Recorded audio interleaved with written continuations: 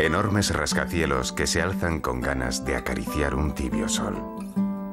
Mujeres indígenas cuyo rostro refleja el sentido más ancestral de América. Es muy difícil expresar en pocas palabras cómo es Maracaibo.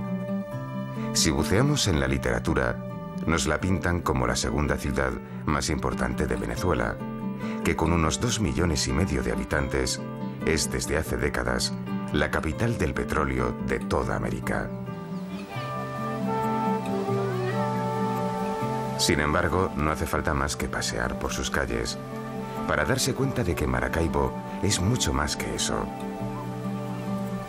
Por debajo de sus rascacielos, en los que se cierran operaciones multimillonarias de compra y venta de petróleo, existe otra ciudad tan fascinante o más que la que nos aparece en los libros.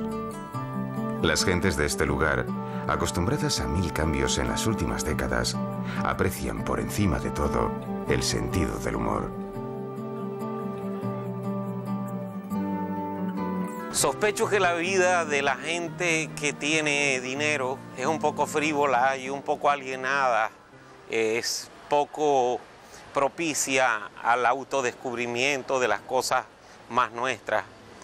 Pero la vida de la gente que estamos, digamos, entre la clase media y la clase que tiene que sobrevivir, es una vida, yo diría, dentro de las penalidades, dentro de las crisis, bastante interesante.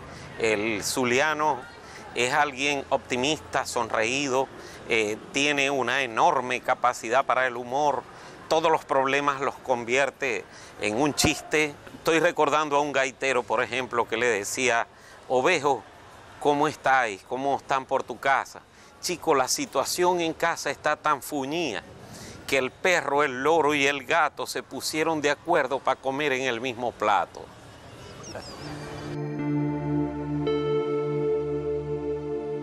No se puede entender Maracaibo sin el comercio y el petróleo.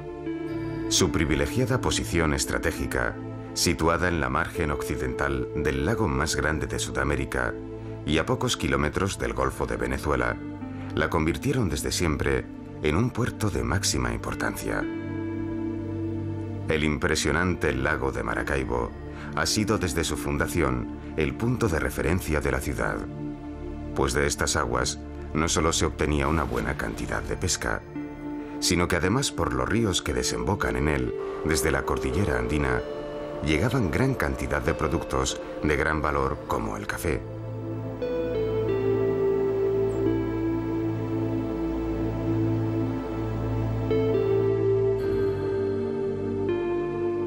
El lago tiene 155 kilómetros de largo por 120 de ancho en su parte más extensa, donde da la sensación de ser casi un pequeño mar de agua dulce. Su profundidad, por el contrario, no es muy elevada, no sobrepasando nunca los 30 metros.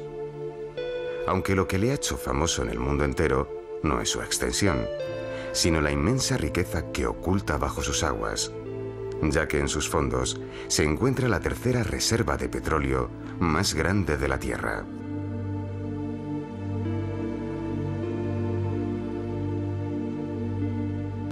El lago de Maracaibo actualmente tiene un nivel de producción petrolífera alrededor de los 800.000 barriles de petróleo por día. Pero es interesante que mencionemos que esta producción viene desde alrededor de unos 80 años ininterrumpidos. Específicamente desde los años 1914, que fue cuando comenzó la exploración y detección de los primeros yacimientos de hidrocarburos. Luego se siguieron descubriendo nuevos yacimientos y la explotación como tal comenzó a principios de los años 20, cuando hubo un reventón de grandes magnitudes que llegó a producir hasta 100.000 barriles por día. Es ahí de esa época cuando las compañías y todo el mundo petrolero empezó a pensar y a invertir en Venezuela y a expandir la producción aquí en el lago de Maracaibo.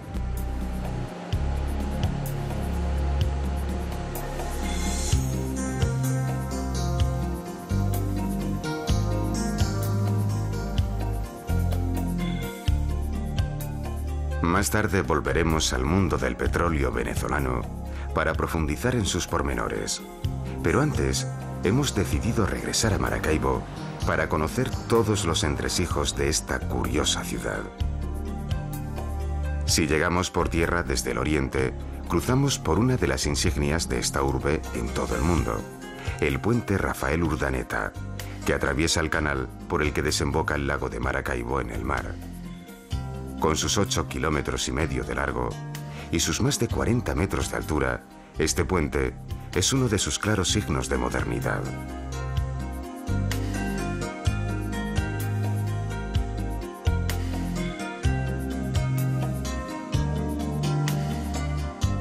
Su descomunal altura es fundamental para que bajo sus pilares puedan circular con total libertad los enormes barcos petroleros que llegan hasta estas latitudes. El oro negro no solo marca la entrada a la ciudad.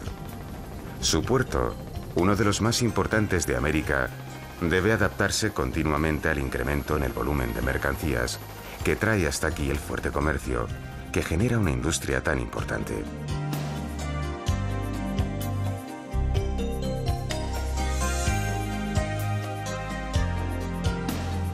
Bien, nos hemos estado moviendo en promedios, digamos, en altos y bajos hasta 650, 680 mil toneladas métricas, y con unas inversiones que se han hecho este año en relación a la solicitud del código ISPS, Código Internacional de Seguridad Portuaria, pensamos movilizar este año 900 mil toneladas métricas. El puerto de Maracaibo es un puerto principalmente granelero, en el cual recibimos de esta relación de 900 mil que esperamos mover este año, el 38%, el 40% de la carga es granelera y toda la carga principalmente es de importación, entre carga general, para servicios de petróleo, para la industria petrolera, para partes, autopartes de vehículos, de automotor, el mercado automotor, y también sobre electrodomésticos. Esa carga es la que más o menos caracteriza la recepción del puerto de Maracaibo.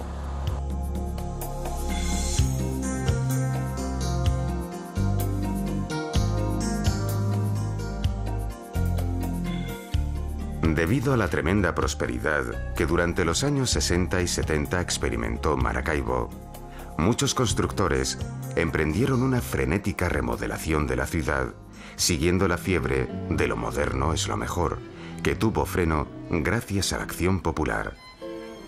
Los vecinos de barrios antiguos como este que ahora contemplamos, El Saladillo, salieron a defender sus casas y la forma de vida tradicional que desde siempre habían llevado. Fue gracias a aquella resistencia y al tesón de los habitantes de este lugar que hoy podemos seguir disfrutando de estas callejuelas llenas de sabor colonial.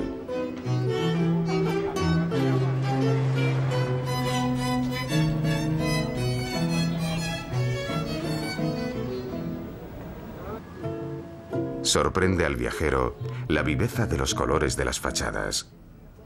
Lo pintoresco y lo tópico de estas calles ha provocado que a día de hoy este barrio se haya convertido en el corazón de la ciudad. El término Fiesta y el barrio del Saladillo son desde hace mucho tiempo una pareja bien avenida.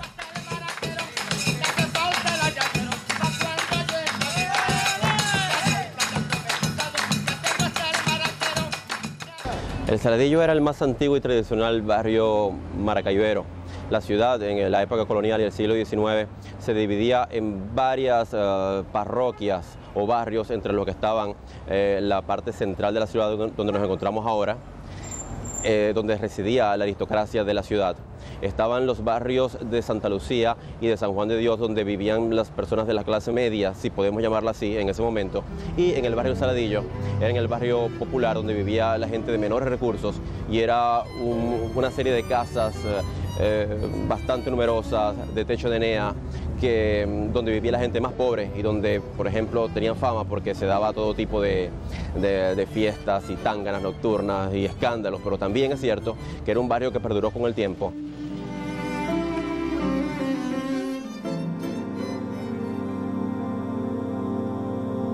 Pero Maracaibo guarda todavía multitud de rincones que merece la pena visitar, además de este barrio colorido. Un paseo donde podamos disfrutar de esta ciudad debe comenzar por la Plaza de Bolívar, cuyos árboles son codiciados a mediodía por su fresca sombra, para acercarnos después hasta la Basílica de Nuestra Señora de Chiquinquirá, patrona de los maracaiberos. Desde aquí, merece la pena pararse en la Catedral Colonial. En su interior podemos contemplar una reliquia religiosa de gran valor y extrañeza. El venerado como Cristo Negro de Maracaibo, una figura de Jesús crucificado que sorprende al viajero por la tez oscura que muestra la talla. En este lugar pudimos comprobar la profunda fe que vive todavía el venezolano. El silencio ante su Cristo es sepulcral. Un respeto y una devoción, resultado de una sociedad que se ha refugiado en la religión siempre que llegaron tiempos difíciles.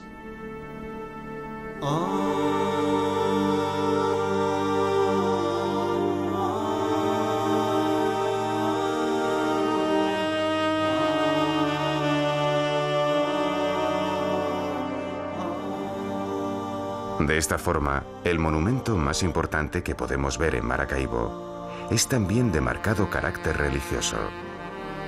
Coronando la plaza de Nuestra Señora de Chiquinquirá, encontramos una estatua de grandes dimensiones en honor a la Virgen del mismo nombre.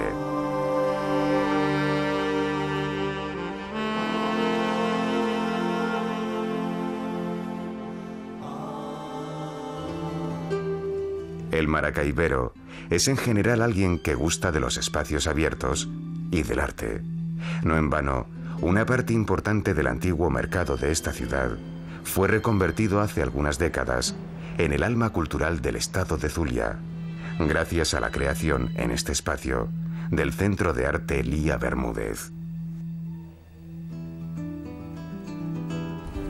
Hablar de la creación del Centro de Arte de Maracaibo Lía Bermúdez es obligatoriamente remitirnos a la señora Lía Bermúdez como artista, como creadora, como promotora cultural, y realmente en una iniciativa de ella y preocupación por parte de lo que estaba sucediendo en la ciudad de Maracaibo, de la pérdida de la identidad, de los valores patrimoniales, ella justamente pensó en el espacio central de lo que era el antiguo mercado principal de la ciudad, en el lugar fundacional de la ciudad de Maracaibo, abrir un espacio, recuperar un espacio para la difusión de las artes, de la cultura, de todas las expresiones creadoras del hombre. Es así como entonces, alrededor de los años 80, ella con esta iniciativa y con el apoyo de diferentes sectores de la vida pública del Estado y del país, decidió presentar el proyecto de la recuperación del antiguo mercado principal de la ciudad para convertirlo en un centro cultural multidisciplinario con un compromiso muy importante en lo que son los valores y la identidad cultural del zuliano y del venezolano.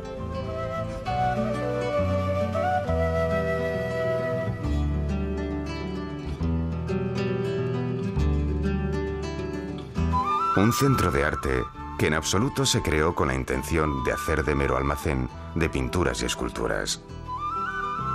Sus salas y sus espacios se diseñaron aprovechando el antiguo mercado, de manera que en su interior se pudieran albergar todo tipo de actividades artísticas. La entrada al centro es gratuita y las exposiciones que recogen las creaciones de los mejores artistas venezolanos son permanentes.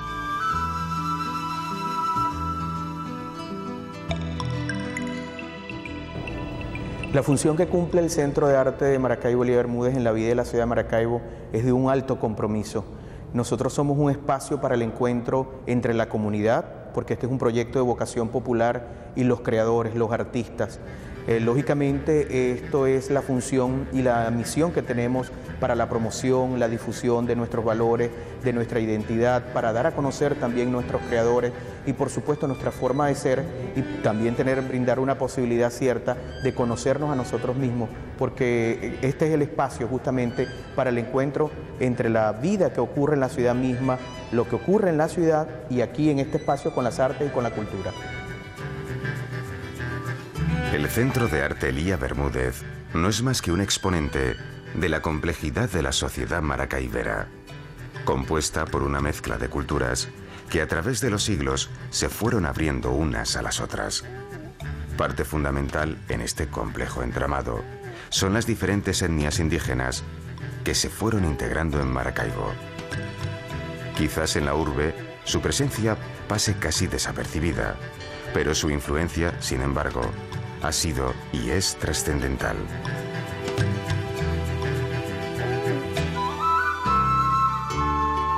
Además, una influencia indígena muy interesante, varias etnias aún haciendo su vida entremezclada entre lo aculturado y lo tradicional.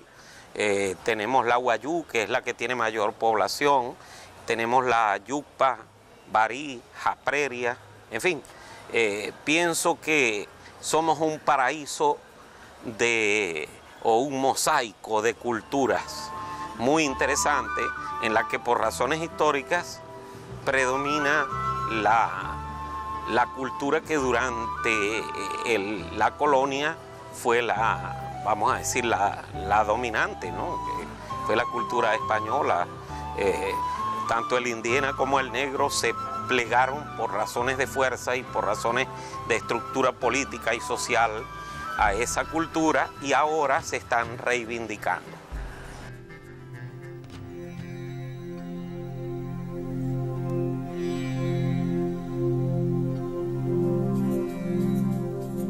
A pocos kilómetros del mundanal ruido de la ciudad, son diferentes las reservas indígenas que podemos encontrar. Casi con toda seguridad, una de las más impresionantes por su belleza sea la que se encuentra en la laguna de Sinamaica. Aquí podemos contemplar la antigua forma de vida de los indios paraujanos. Conocidos como la gente del agua, construyen sus casas encima de los lagos, viviendo principalmente de la pesca. La impresionante visión de este lugar fue lo que provocó que los conquistadores denominaran a este país Venezuela, ya que navegar en barca a través de estos canales les evocaba el recuerdo de la ciudad de Venecia.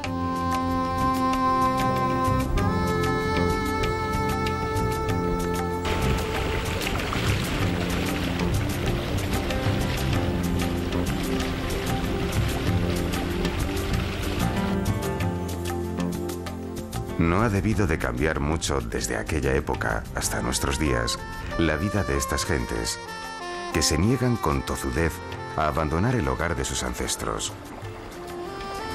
De igual manera que esta laguna, el gran acuífero de Maracaibo estuvo repleto de palafitos indígenas hasta hace pocas décadas, pero el empuje del petróleo acabó con los paraujanos en aquel lugar. En contraposición a la vida sedentaria y tranquila de estos indígenas, la otra etnia aborigen que aquí se encuentra era nómada y aguerrida. Los Wayuu se resistieron a abandonar el desierto hasta hace relativamente poco tiempo. La etnia Wayuu es la etnia más numerosa de Venezuela y están ubicados en todo lo que es al norte de Maracaibo, en los llamados municipios Páez y Mara.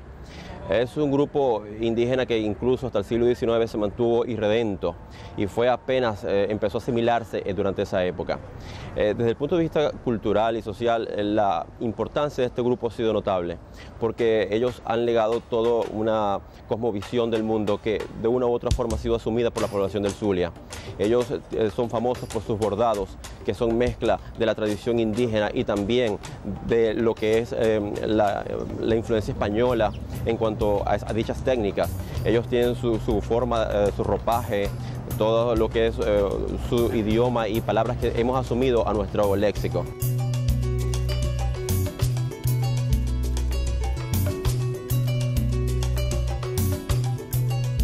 Es curioso comprobar cómo estas gentes, que desde antaño habitaron el más ocre de los desiertos, plasman en su artesanía un colorido casi imposible de entender. La imagen de los wayuu, su extraño folclore y visión mágica del mundo, es una estampa clásica de la zona más árida de Venezuela. Desde tiempo inmemorial, habitaron las riberas del lago más grande de América y jamás pudieron predecir que el lugar que fue su hogar guardaba en su suelo una riqueza que a la postre ha cambiado su forma de vida. La extracción de petróleo acabó con el pasado nómada de esta etnia, aunque el oro negro proporciona por otro lado el sustento para la población de la segunda ciudad más grande de Venezuela. Antes de comenzar con las entrevistas que nos mostrarán los entresijos de una de las mayores industrias de Sudamérica, paramos un momento a las puertas de una petroquímica para reflexionar sobre la complejidad social que vive Maracaibo. La sangre que corre por las venas de esta urbe es sin duda de color negro.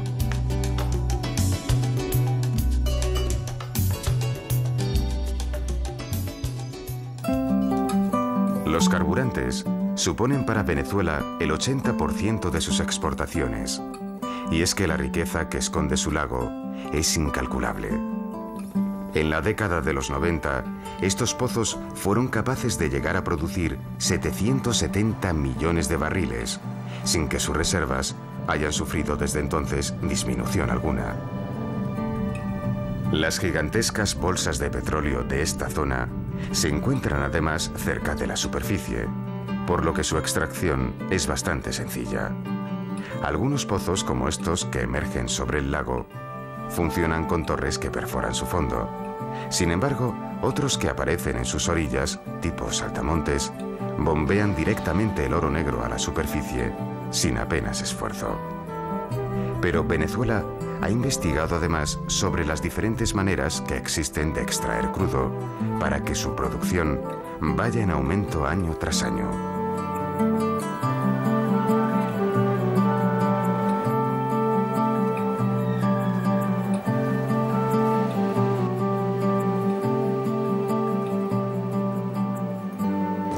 Realmente hay diferentes métodos de producción, entre los cuales desde el primer pozo que se perforó acá, que fueron en los años 20, es el método de bombeo mecánico, que consiste básicamente en una bombita que extrae el crudo, lo lleva a la superficie para que luego pueda ser llevado hasta la estación de flujo. ¿Okay?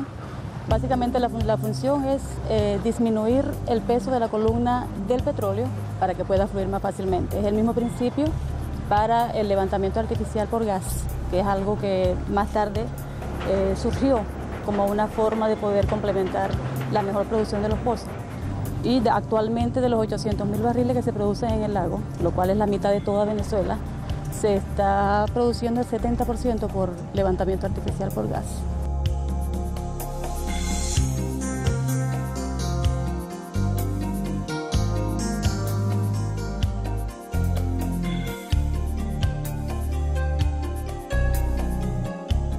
Cuando en 1922, una empresa venezolana, subsidiaria de la norteamericana Shell, comenzó las prospecciones en este lago, nadie pensó que en su fondo podría hallarse tal cantidad de riqueza. El petróleo desde entonces ha sido el gran motor de la economía venezolana y el impulsor de que Maracaibo sea hoy lo que es. Aquella fiebre que comenzó hace 40 años ha cambiado la fisonomía del lago, creando un emporio industrial sin precedentes en toda Sudamérica.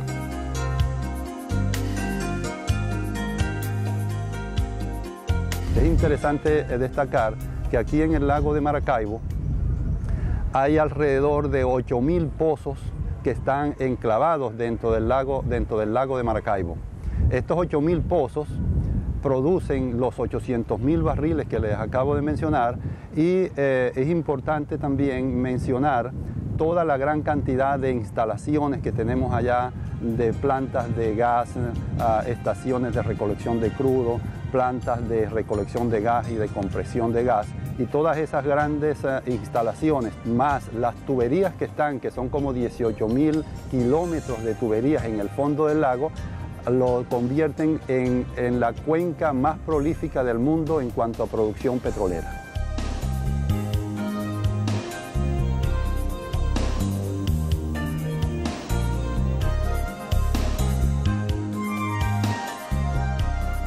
De todas formas, aunque el petróleo haya sido y sea el principal culpable de lo que hoy es Maracaibo, los que hemos andado por sus calles les podemos comentar con sinceridad que esta ciudad es mucho más que simple oro negro. Lo entendí el día que, bordeando un edificio, me topé primero con un ejecutivo y a la siguiente esquina con la mirada amable de una india que venía del desierto. Eso es Maracaibo, un sinónimo de la palabra contraste que se encuentra a la orilla de un enorme lago.